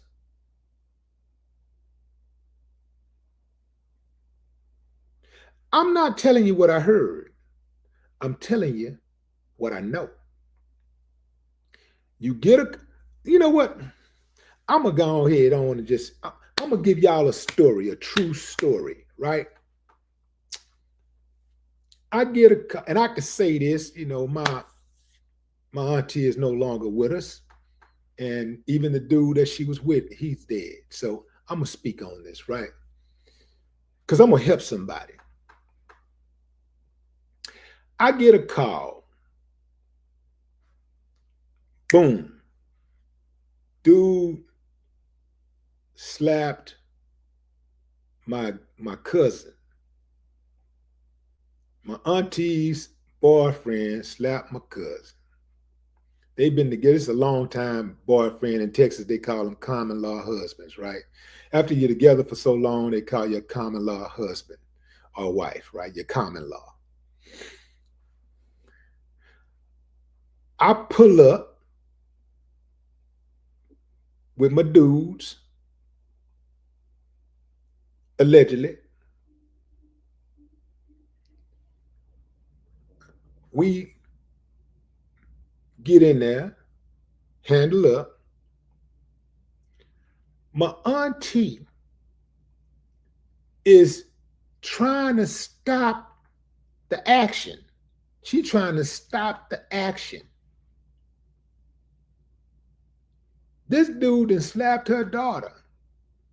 I hear that they fight all the time. So, they totally in a toxic relationship. But now she got some soldiers coming in to give us some relief. And she don't want that relief. She trying to save this fool. You're wrong. Stop it, leave me. Yeah. Now, auntie, let him take his whooping. Now, had to restrain her. Knowing that was going to happen, we prepared for that. Now, after everything was over, and he was left licking his wounds, and after he received his medicine, literally and figuratively, after he healed, guess what happened? Auntie was right there with him, helping him heal. She helped him heal the whole time. She right there. Instead of her using that opportunity to go ahead and escape, it was almost like it brought them closer together. Now, what happens if me or one of my guys end up getting hit? Take that how you want it. And she right back with this dude. This is why, one of the reasons why a lot of times people don't get involved with these type of things. It ain't that they're afraid of getting harmed by the person. It's that they're afraid of being betrayed by the person that they are trying to defend.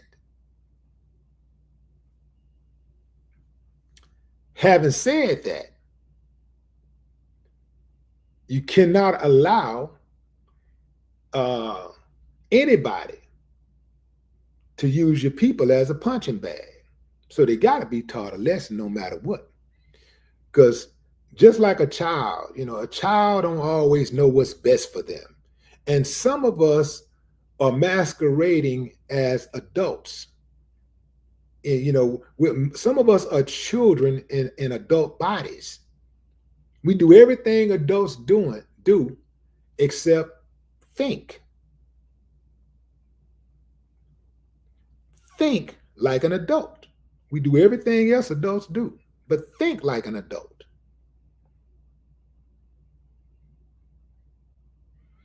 So you got to be careful with that type of stuff.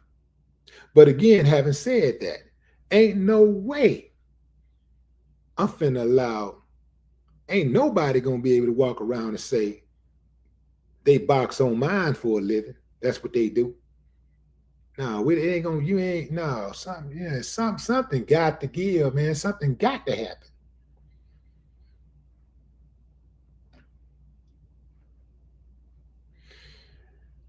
These bullies, that's what they count on. Bullies count on people being afraid. That's what they do. They count on you being afraid.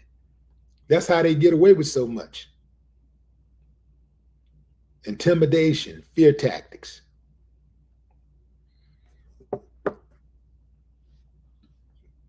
Invariably, when it come back to them, usually,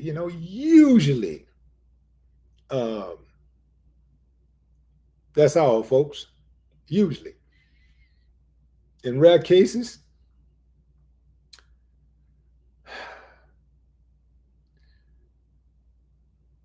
you gotta turn up the volume a little. You know what I'm saying?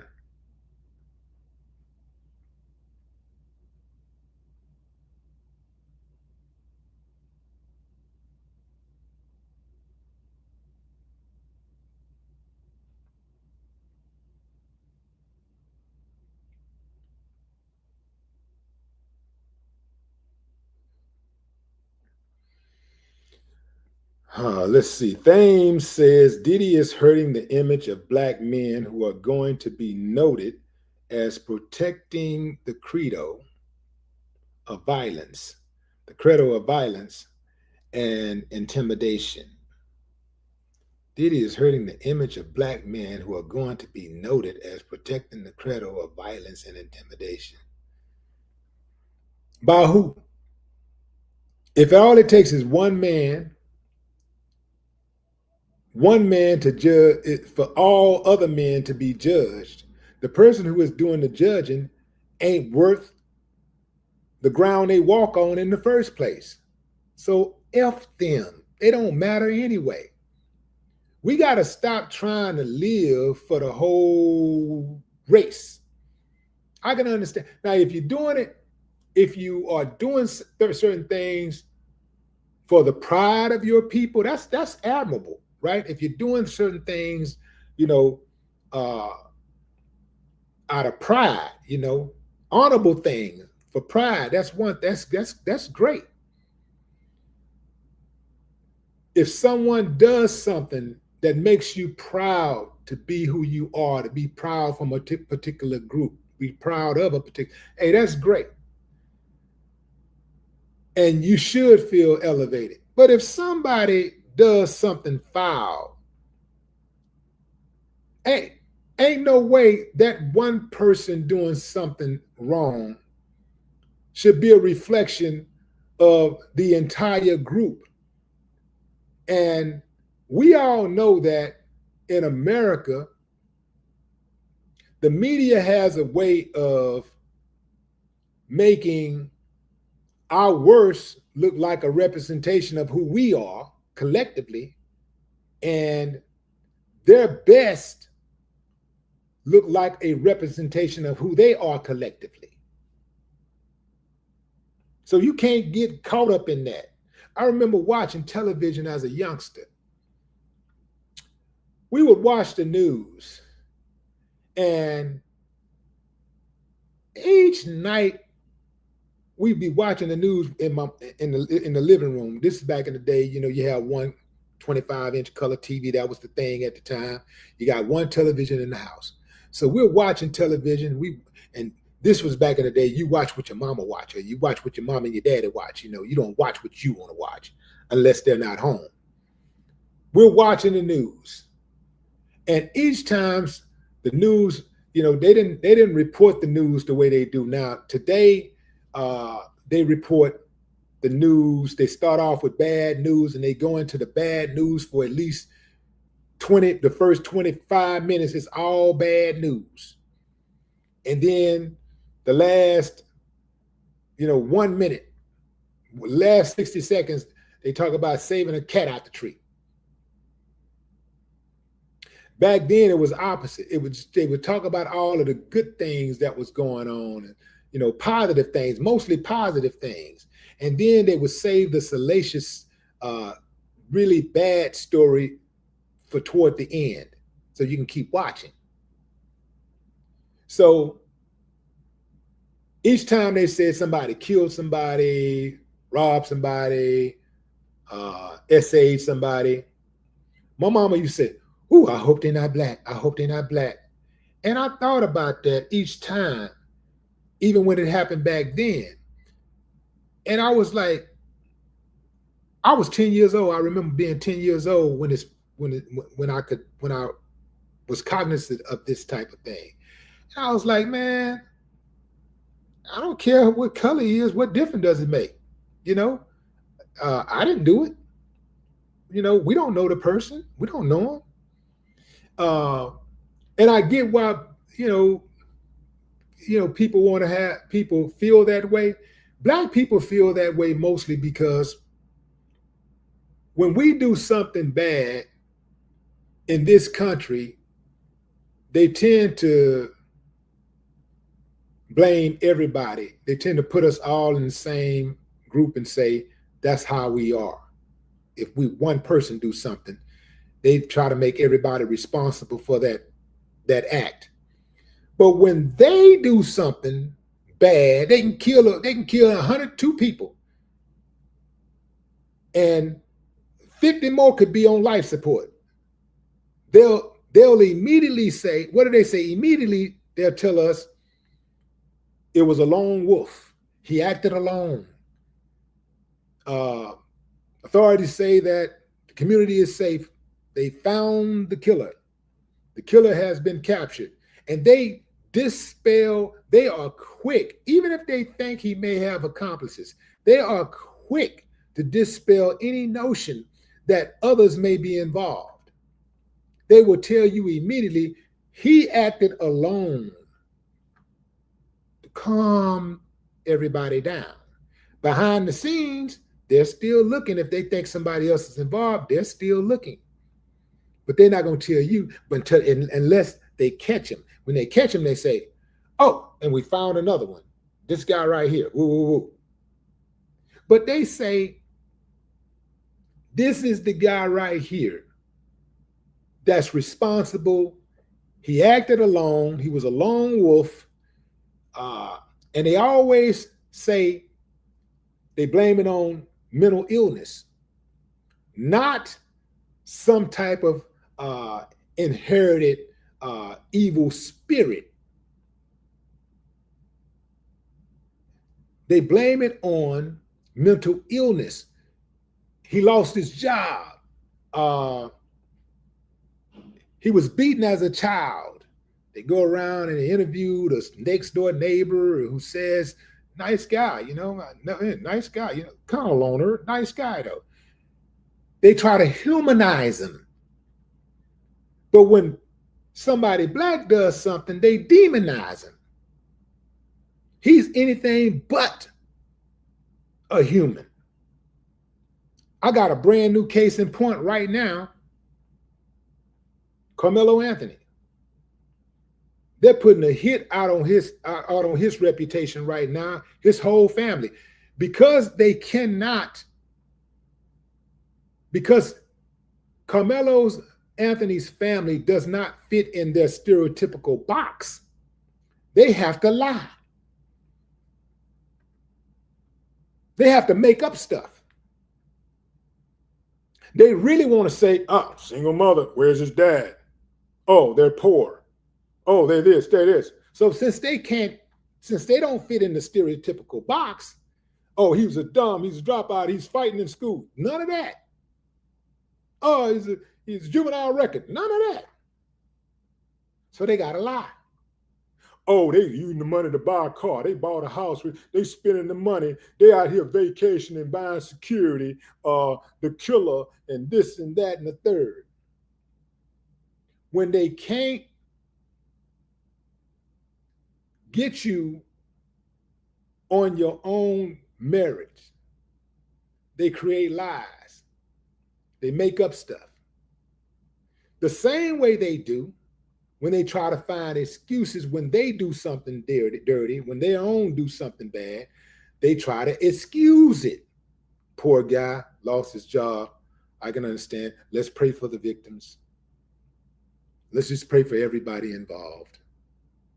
Let's just pray for everybody involved. Poor guy. Yeah, he killed 50 people, but I can see how something like that would set you off. Not saying that it's right, but it should have never happened. Poor guy should have gotten some help. The system failed him. But let it be somebody black. They're going to demonize him, and then they're going to try to act like he is a representation of all black people, of all black males. She is a representation of all black women, of all black girls. It's amazing how they do that, and how often even black folks fall for the banana in the tailpipe and echo those same ignorant sentiments. It's amazing how that happens. But this is what happens when the media has invested in propaganda against one community. The media has always been in cahoots with the government to make black people look bad. Why would they be in cahoots? Why would the media be in cahoots with the government? Why would they collude with the government to make the black people look bad? Well, if they can make us look bad, if they can distort our image, they can justify their mistreatment. That's why. And I don't think anybody will disagree that black people get mistreated in this country.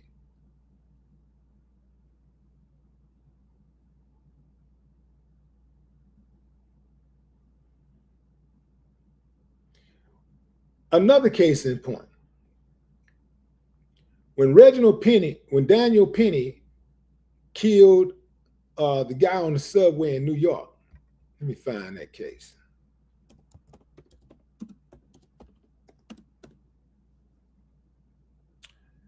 Daniel Penny, a former Marine, was recently found not guilty of criminally neglect, homicide, in the death of Jordan Neely. Neely, a homeless man with a history of mental illness, was placed in a chokehold by Penny during an altercation on a New York subway train. The incident, which captured on video, sparked protest and drew national attention.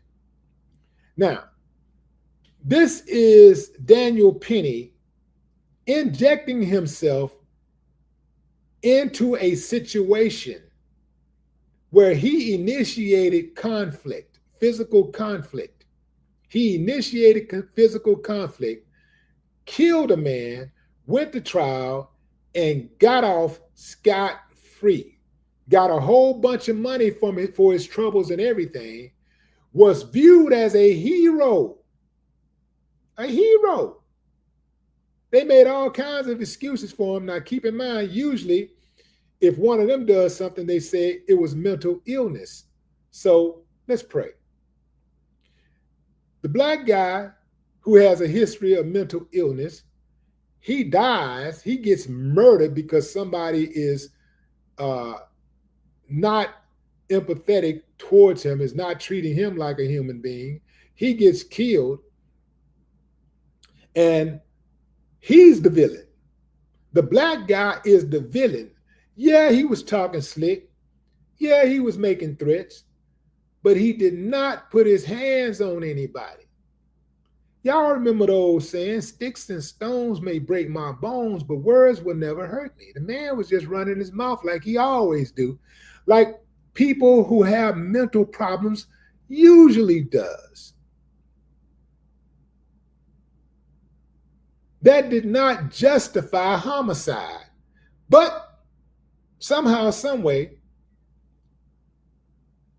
Daniel Penny walked into a courtroom and a jury of his peers, said, hey man, he's not guilty. Hey man, he's not guilty. He went out there and he did what he had to do. You know, he felt threatened. Usually, the public, me and you, we can't say we felt threatened and just kill somebody like the police do. Usually, the police is the only one who have qualified immunity for something like that. But, you know, perhaps if you're a certain complexion or whatever, from time to time, you can use that argument. I felt threatened.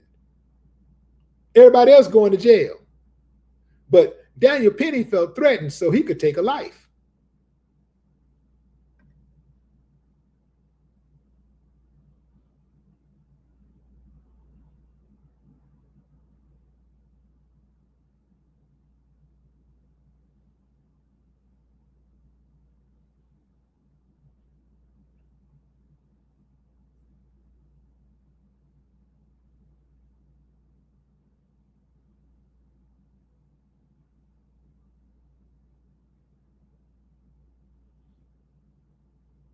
So this brings us back to Diddy, the Diddy verdict. China Carter, what's up? This brings us back to Diddy, to the Diddy verdict, where Diddy was found not guilty on 3 counts and guilty on 2 counts. Let's look at those counts again. Count 1, racketeering conspiracy, not guilty. Count 2, sex trafficking by force, fraud, or coercion, not guilty. Count 3, transportation to engage in prostitution, guilty. Count 4, sex trafficking by force, fraud, or coercion, not guilty. Count 5, transportation to engage in prostitution, guilty.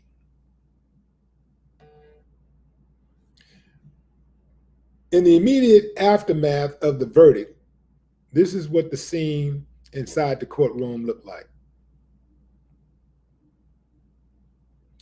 That's Diddy in the yellow, and the people around him are his defense team.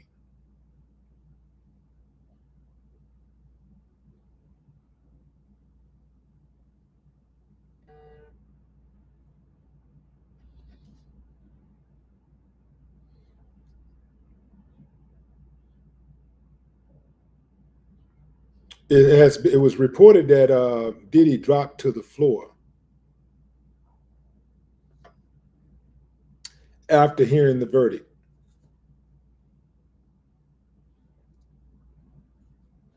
So now the question is, will Diddy have to forfeit his mansions and jets after the prostitution conviction?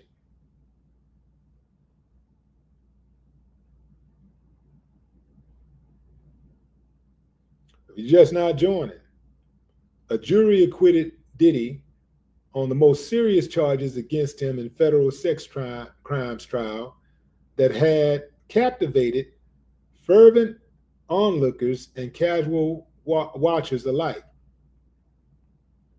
Though the 12-person jury convicted the music mogul on the more minor counts, jurors acquitted Combs, 55, on charges of racketeering and sex trafficking in his sweeping weeks-long trial. Jurors found Diddy guilty of 2 prostitution charges, which carry a maximum sentence of 10 years in prison on each count. The charges center on the transportation of 2 former girlfriends, Cassandra Cassie Ventura,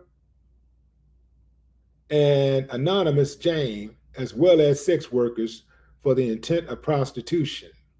Combs' case was particularly challenging, wading into the murky gray areas of consent and coercion, celebrity complex, workplace dynamics, and the myriad ways that people cope with trauma. The trial was among the most noteworthy of the Me Too era, following explosive cases against disgraced Hollywood producer Harvey Weinstein, R&B singer R. Kelly, and A-list actors Kevin Spacey and Johnny Depp. Prosecutors over the course of 2-month trial said the Bad Boy Records founder used his business empire to force romantic partners to take part in drug-fueled sexual performances, sometimes known as freak-offs, with male sex workers while Combs watched, masturbated, and occasionally filmed. Jurors heard horrifying details from witnesses, including Ventura Fine and Jane, who saw or experienced years of abuse at the hands of Combs. His lawyers acknowledged that the man, once famed for hosting lavish parties for cultural elite in luxurious locales like the Hamptons and St. Tropez, was at times violent in his domestic relationships, but they argued the sexual activity described by prosecutors, including an instance of an escort urinating in Ventura Fine's mouth during a sexual encounter, was consensual. Now, this woman letting this man pee all in her mouth, and she get to skate. And how is people still like holding Cassie in high regards? Cassie was calculating in every way from the moment she was with Ryan Leslie to climbing the corporate ladder of success, dumping Ryan for Sean Diddy Combs while Diddy was with Cassie. While Diddy was with Kim, mind you. She climbed the ladder. She saw an opportunity, dumped the man who loved her for another guy who wanted her to love on other men. She dumped him. She wanted the career. She wanted to be a star. She wanted the money. She wanted the clothes. She wanted the access. And she realized early on that allowing Diddy to mistreat her, including going upside her head, was part of the trade. And she accepted the job.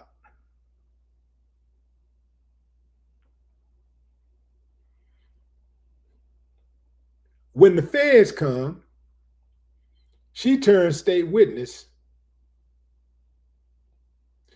She go and get herself a lawyer, file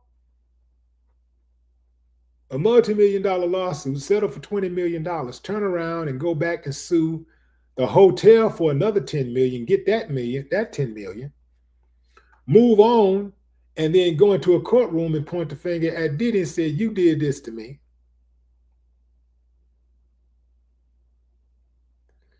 All the while her husband, who some people are holding up as some type of hero, is walking in the courtroom staring Diddy down like a tough guy. A tough guy who did nothing when he had an opportunity to confront Diddy, man to man. He did nothing to protect Cassie. He knew what was going on. He had access to Cassie because Diddy is the guy who introduced him to Cassie. Diddy hired him, paid him money to train Cassie.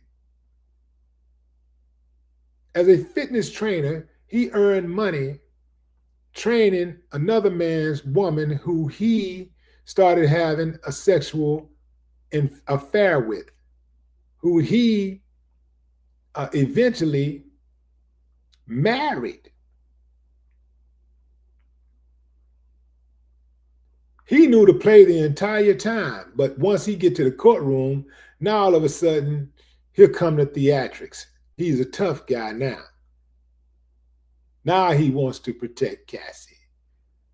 Now that a whole criminal case in a courtroom and a bunch of deputies are standing between them. Get out of here, man. This was one big old hustle.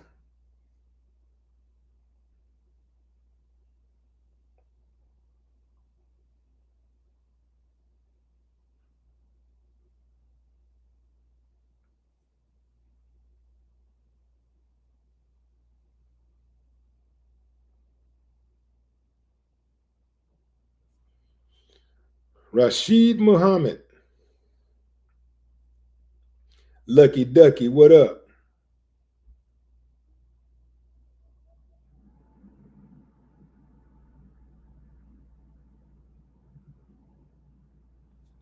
Fuquan, what's up, Fuquan? Angie M.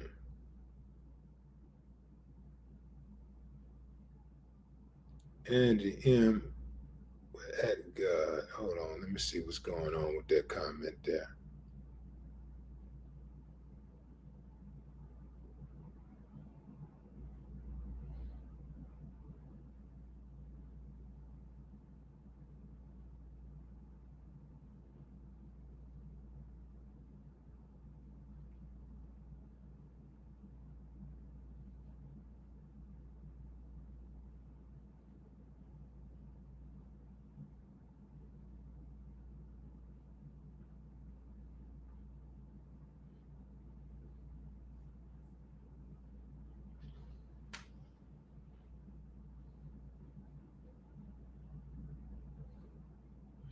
Now I bet you, now that this is over, how much? I bet you $1 to a donut.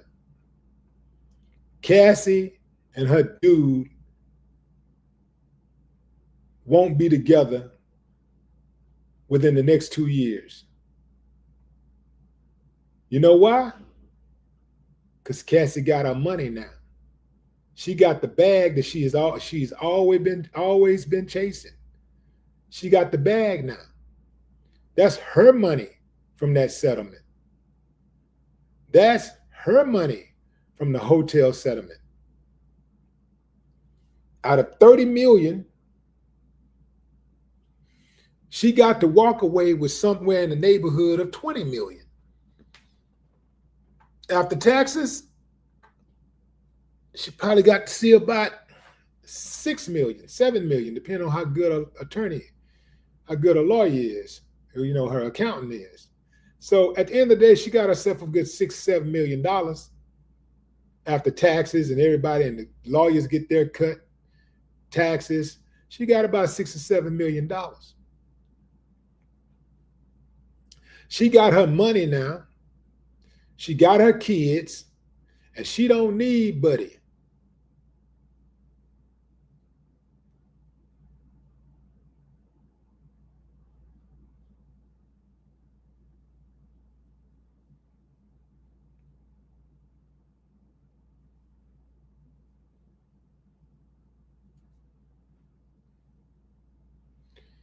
I wouldn't be surprised if the judge gave Diddy a suspended sentence of perhaps,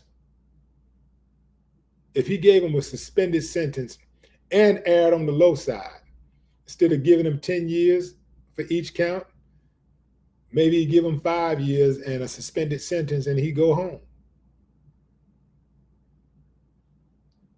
I don't really think that the judge knows.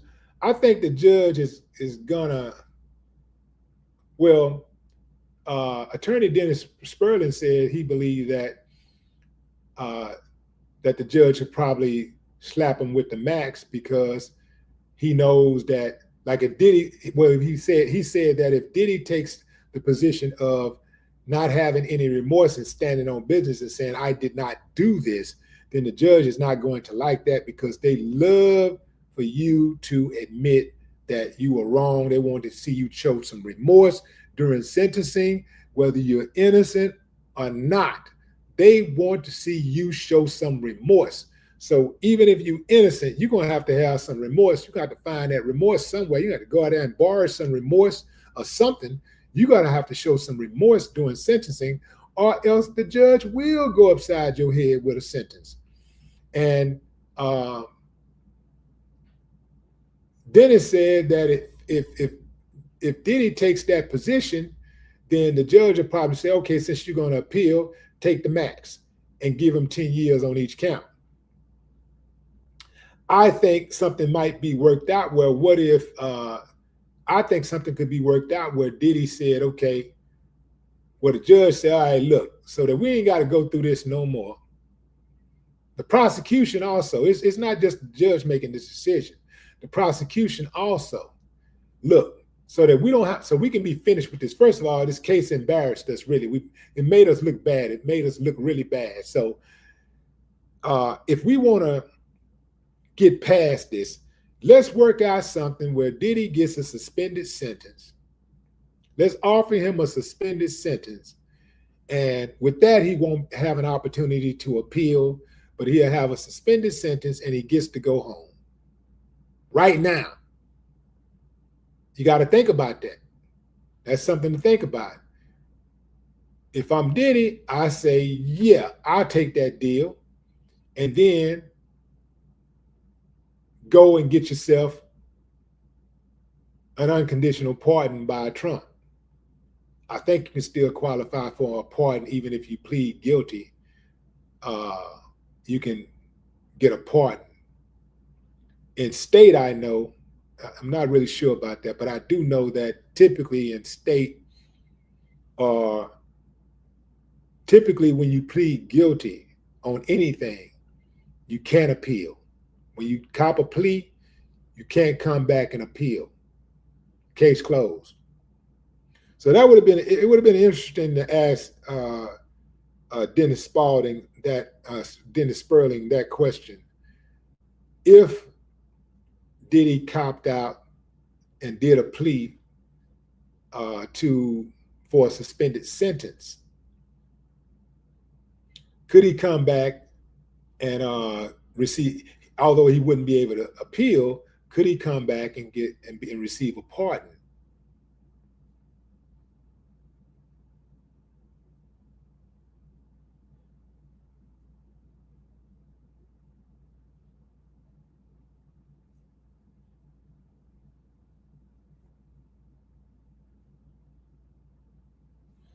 Mary, appreciate you, Mary.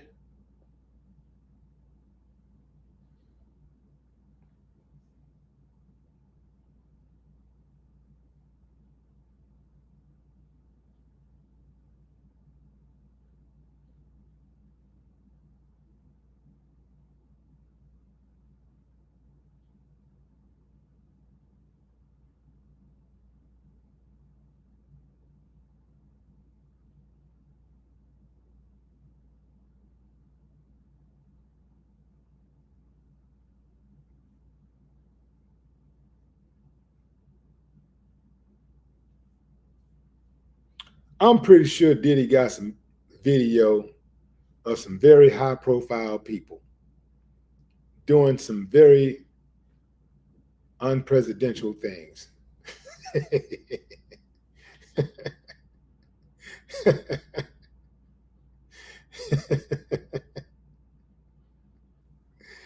Yeah, I'm pretty sure he got some footage, and he's still like, oh, you know what, man? I don't care what y'all say. I ain't snitching. I ain't giving nobody. Remember how we thought Diddy was gonna walk in there and just start snitching on everybody, man? Diddy, he was like, nah, man, nah. I'm gonna hold my mud.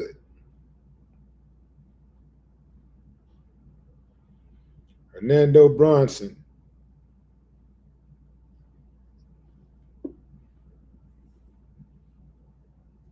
ZMS, what's up? Rio Royal.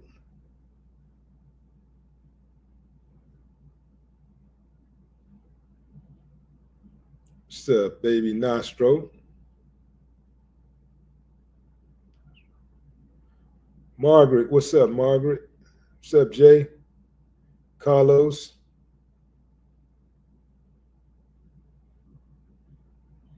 Marble? Oh, Mabel. Mabel, what's up, Mabel? Ty. Honest and hardworking. What's up, TJ? Jazz Bowl, aka the Reaper. Daryl McDougal. Yeah, he can go above the sentencing guidelines. He can go below. He can go below the sentencing guide, not above the sentencing guide, but he can go below the sentencing guidelines.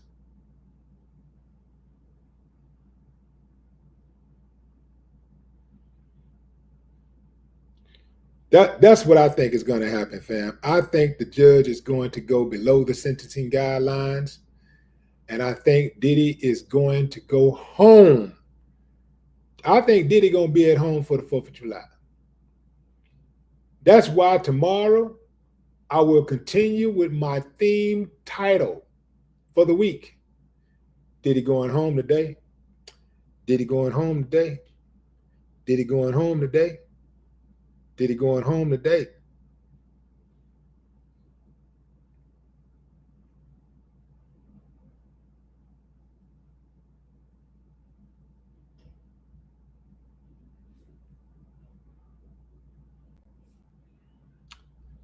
Some people really don't like when I say that. They really get mad when I say Diddy going home.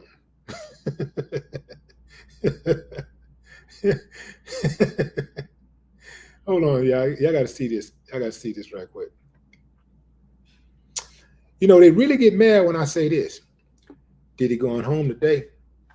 Diddy going home today? Diddy going home today? Diddy going? They get mad. I never. Why? I don't understand why they want to see Diddy in jail so badly. I think it's simply because Diddy is a black man getting money. And for others who want to see him in jail so badly because of what he did to Cassie, I don't believe you because you don't have that same energy for others. You just don't have the same, you're picking and choosing. You don't have the same energy for non-black males. That's right, I said it. I know some of y'all got a hard on for black males. Y'all hate black men. I know you do. I see you. I know you. That's what that's really about. Don't let him be a successful black man. Yeah. That's what that's really about.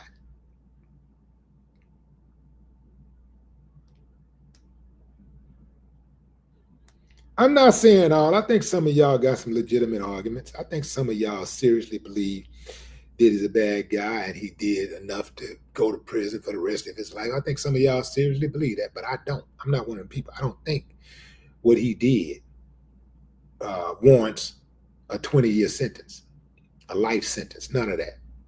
Nowhere close to any of that. And if it does, look out, because you next. That's my time, fam. I appreciate y'all joining the live. Until next time, enjoy the rest of your morning, afternoon, or evening, wherever you are in the world. I want to thank my guest, attorney Dennis Spurling, for coming on and providing us with more of his professionalism and insight. Until next time, no more talk.